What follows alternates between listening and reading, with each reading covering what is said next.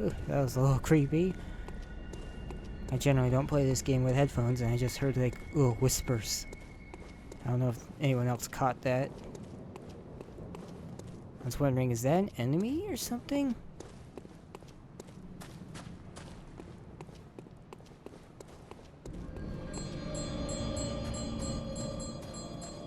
Alright, let's go find that, Oh, that lady.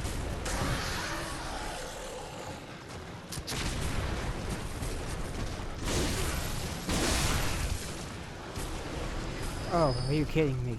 Okay, thank goodness. Pathing. And these are the Scourge Beast, those big werewolves. But they've turned into something, these giant, sort of undead beasts.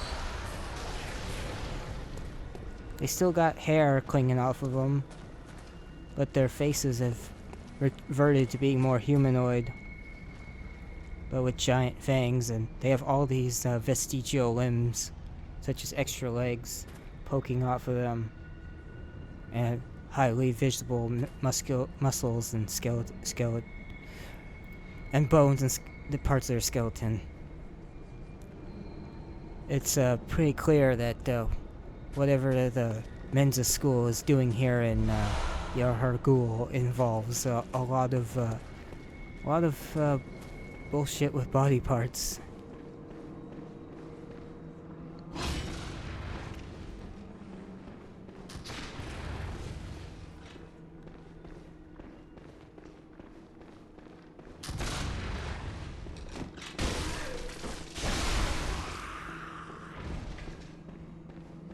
We're going to, before we start exploring this place, we're going to take care of the Bell Maiden. Oh boy.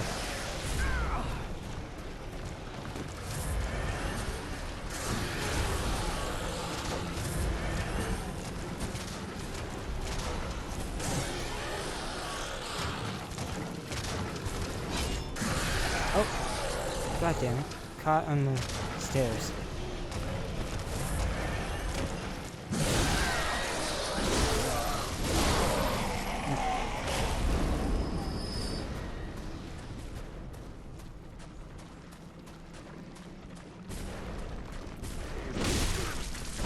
Until she's dead, a lot of these guys are just gonna keep coming back.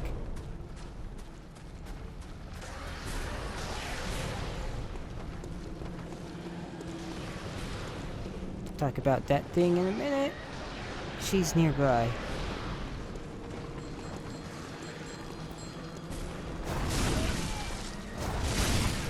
There we go.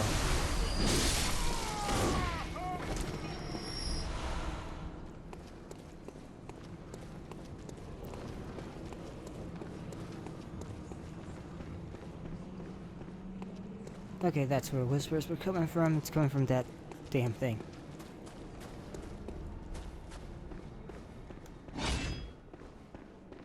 Did she re-summon the guys in here? Nope. Okay, so, when it comes to Yargol, the Healing Church, Mensis, Bergenworth, a lot of what everyone's doing is, quest for knowledge, in order to expand their mind, both metaphorically and physically, in a lot of cases. And that involves delving deeper into this eldritch truth.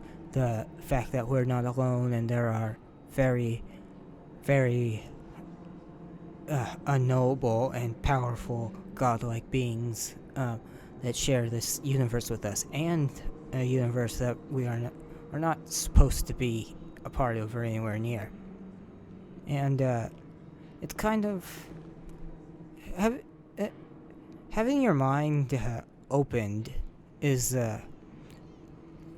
God, it's really hard to put into words when it's quite literally, it's like a drug, like something like cyclin or lysergamides, like LSD, and what people refer to as magic mushrooms.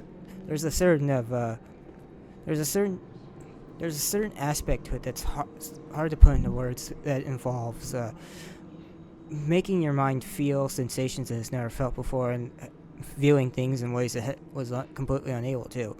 And and I imagine that's kind of something that they're going for with looking for this information in order to expand their minds and sort of have that feeling all the time with by gaining more knowledge and becoming part of these cosmic beings and entities. But the problem with knowledge is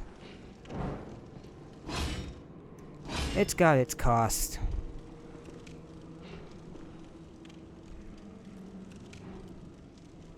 Here in Yargol, there's a reason they hid this village away. It became this. These beasts with hideous cancerous growths all over them, manufactured to summon some nearly almost unknown god. And something else horrible happened, perhaps in a failed attempt. All these innocent people were all became part of the world. I mean, part of the architecture. They remind me very much of the human shadows that you see from old photographs of people who are standing in the vicinity of a nuclear blast, and they just left the sort of imprints of where they were standing. Is like, because they look like shadows, and because the explosion hit everything around them, and so it just left their outline. It's a very creepy and humbling thing to see, and awful on top of it, obviously. And that's the same emotion I get when I see all these people here. Difference is they were alive during some of it, and then and kind of like Pompeii, they froze where they died. You can see women running with her children. Everyone's trying to get off the streets here, climbing their way up to wherever they can get, and they just cannot get far enough. They're becoming one with each other. The architecture, they're burning, they're melting, they're fusing together. It's pretty awful. And see the ones that are here on the floor, they're just giving up because they're not even going to try anymore. They're bowing down. Yeah, it's just awful to look at it and imagine what the hell went on here. It's like some sort of magic nuclear bomb equivalent.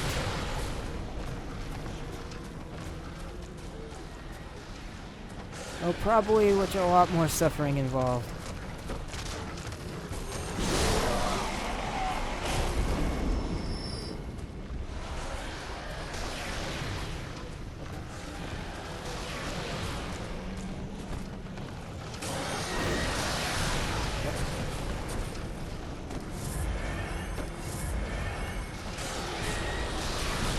Oh, come on.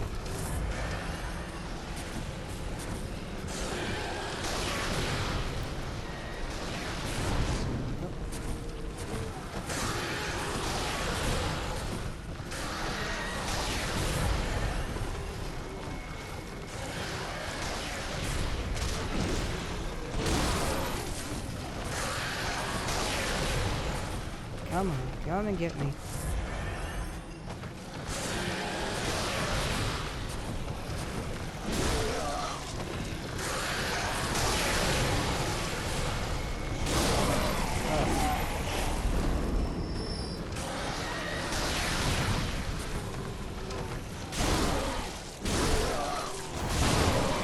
I hate these artillery ones even more. since they don't move.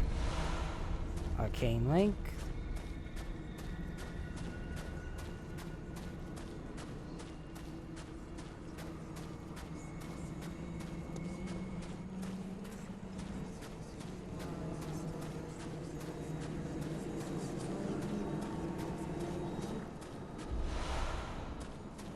Knowledge.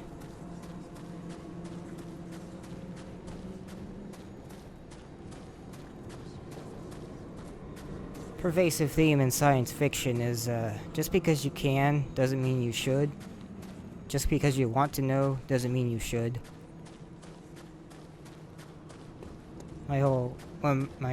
As I've grown older, one of my favorite parts in the original Jurassic Park is Malcolm's speech about tampering with nature and how it's a horrible process in the search for knowledge. And in this case, literal madman's knowledge, and how he speaks to Hammond about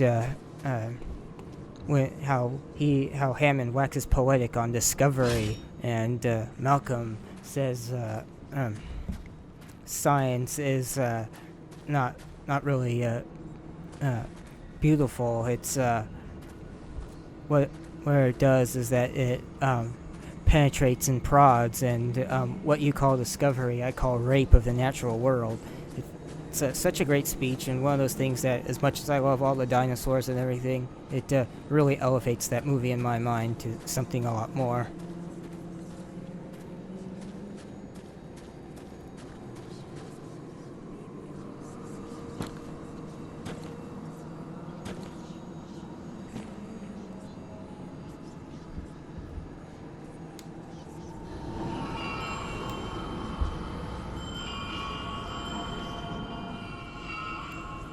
Now we see what they've been trying to summon here.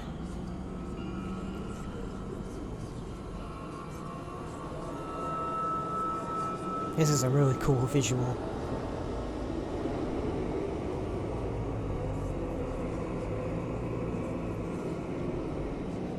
Portal to the cosmos.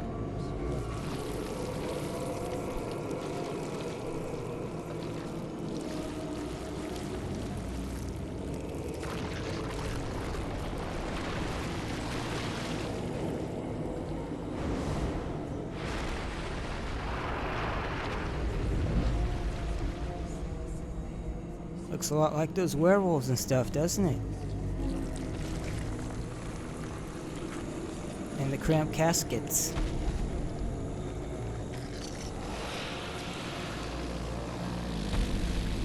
Abominations in image of this so-called god. But we're not gonna fight it directly quite yet. We need to get upstairs.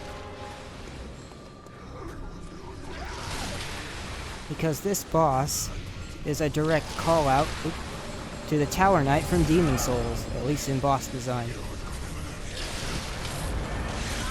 Oh, come on. Where the hell is the door? Oh, damn it.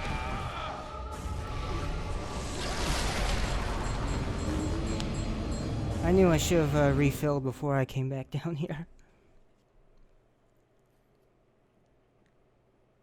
This is one of the easier bosses, too. Oh well, not that far.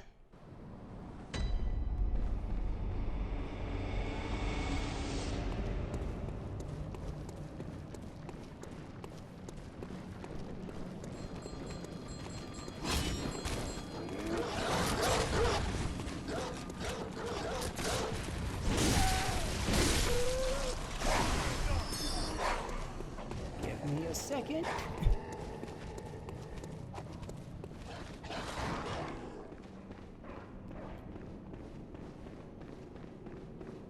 And thankfully those hunters do not respawn, obviously.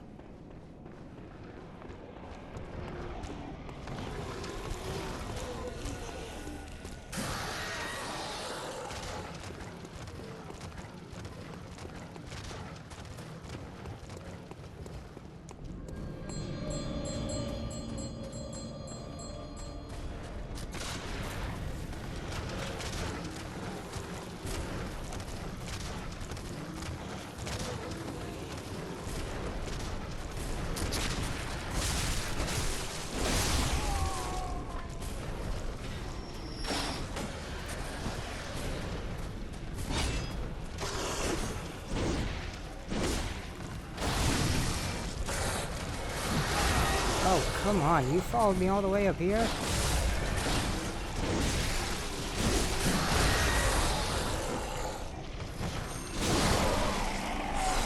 Oh, for fuck's sake.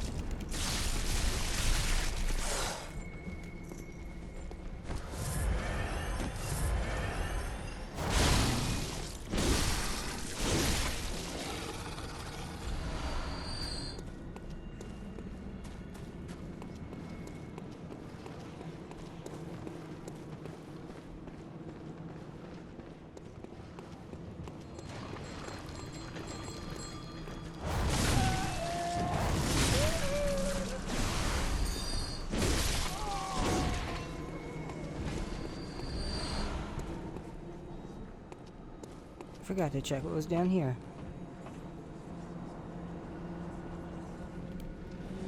Oh, just a shortcut down.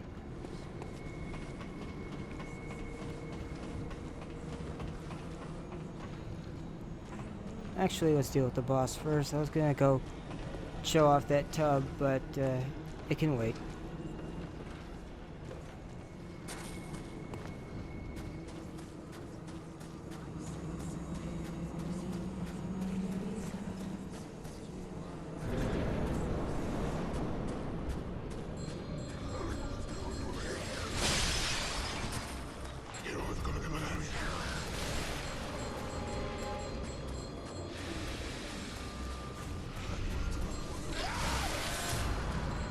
Now there's a stairway somewhere around here.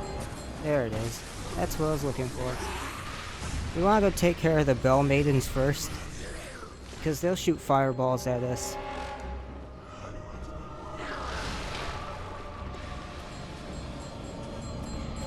While we're down there dealing with him.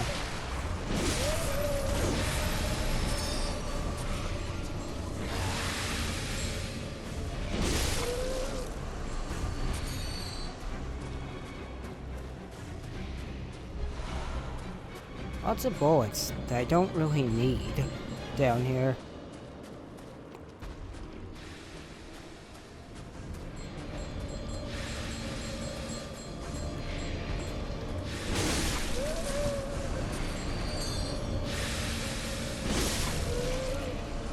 I think there's one more. There we go.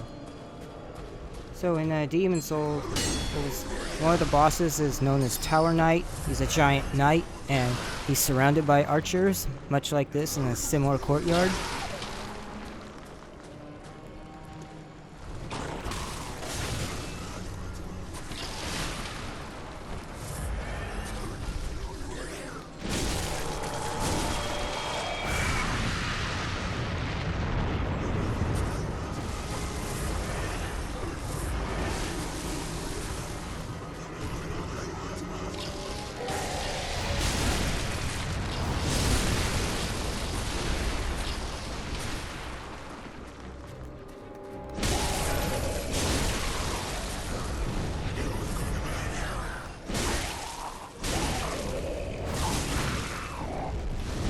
Oh, I missed one of them.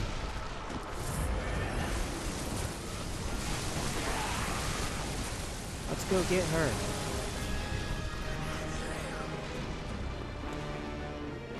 As I was saying, he's not that hard. I just fucked up. Now where was she?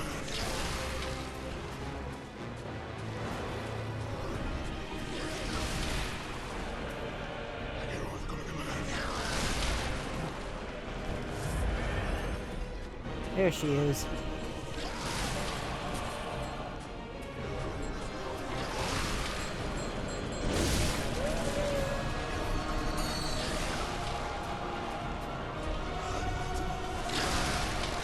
Come on.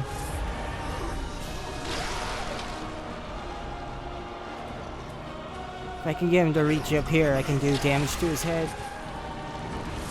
Oh, okay, never mind. Not worth it.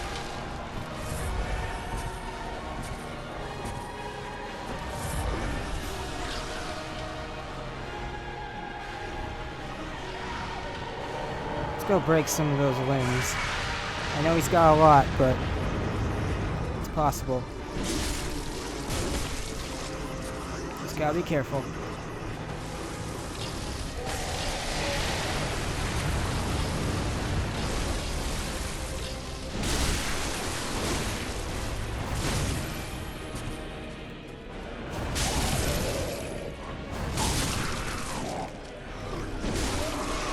There we go. See?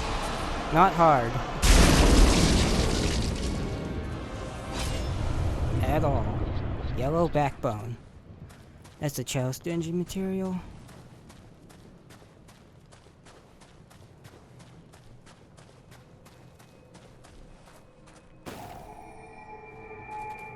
Alright, let's head back to Dream.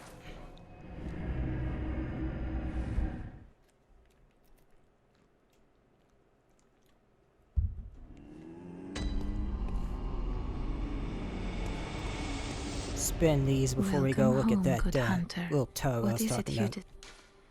Very well,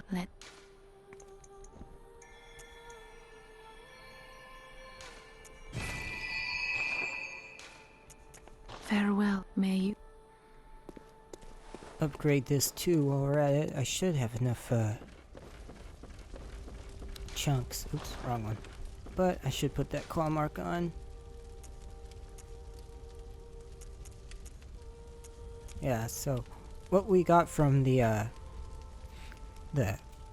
Bloody Crow of Canehurst was the best version of Blood Rapture, which is a lot more clear and restores 300 hit points versus 200 of the one we currently have.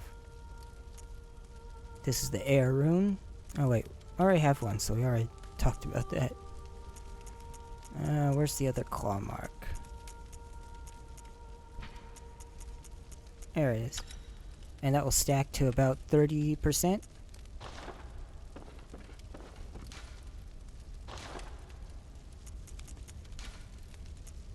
Alright, and one to spare. What else? And now we've beaten the one Reborn, this inside shop sells chunks.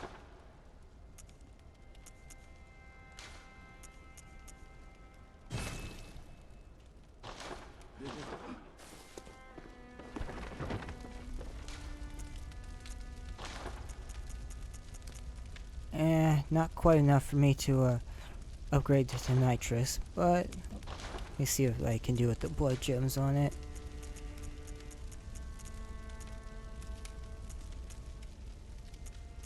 Ooh, that's better.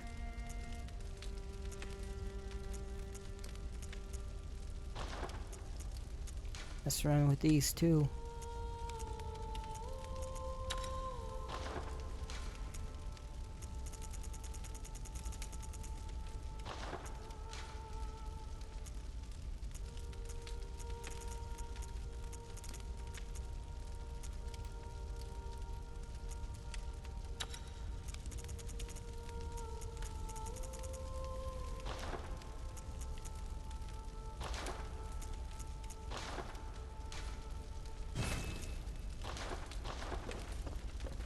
Got a bunch of blood echoes I don't need, so let's just cash those in for something.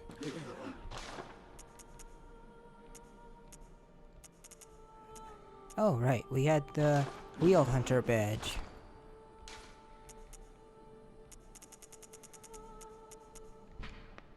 Martyr Ligorius led a band of executioners, and this badge was crafted at their dedicated workshop. The wheel symbolizes righteous destiny. The workshop was a secretive enclave of mystical beliefs and heady fanaticism, which served as the backbone of the executioner's unique brand of justice. And that unlocked weapons such as Ligorius Wheel. Weapon wielded by Martyr Ligorius' band of executioners, used to slaughter the vile bloods in Canehurst, bathed in pools of their blood and forever steeped in their ire, transformed to release the power of the wheel and manifest their lingering rage in a show of utter brilliance. And then this is the helmet or hat for the executioner set. Golden Ardeo. This odd helmet worn by the band of executioners commanded by the Martyr Ligorius. The conical gold helmet, symbol of executioners, represents luminosity, ambition, and unflagging resolve to face impurity, staring it down with stern golden spirit. As the great Ligorius once said, Acts of goodness are not always wise, and acts of evil are not always foolish, but regardless, we shall always strive to be good. Let's see. Guess more blood vials. Can't go wrong.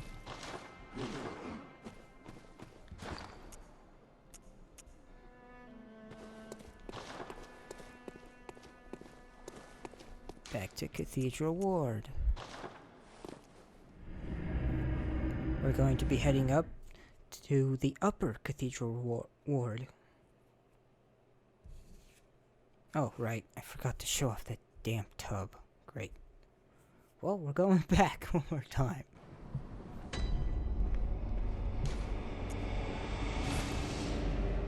My bad.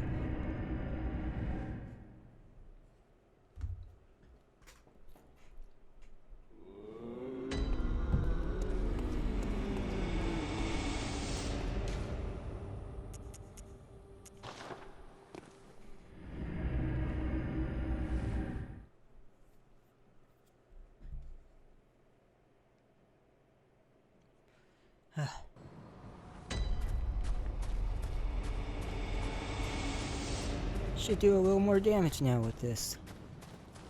The only way we can upgrade this sword anymore is to get a blood rock, which is the final upgrade material.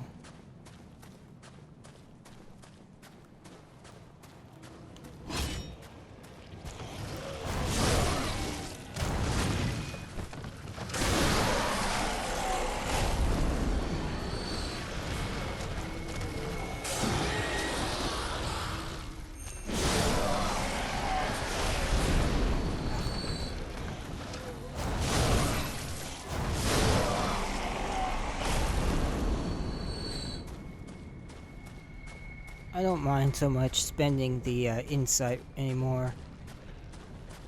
Mostly because I've pretty much shown off all the relevant benefits to it.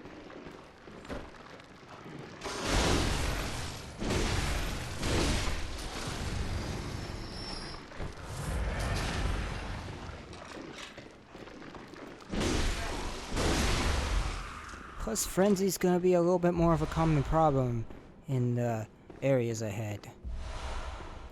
And the lower insight I have, the better.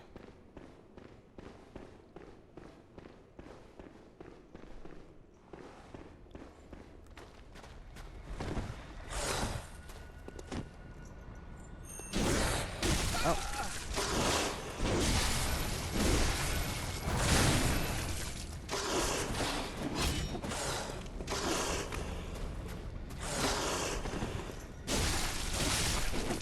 That does decent damage. Maybe they do still count as beasts.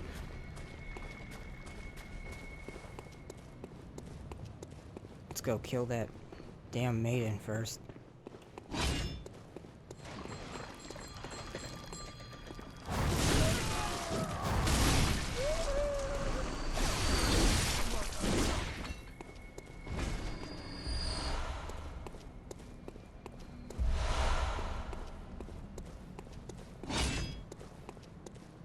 Now, a tub like this, if you recall, was also at the entrance to this unseen village, and we were teleported to it after we killed Rom.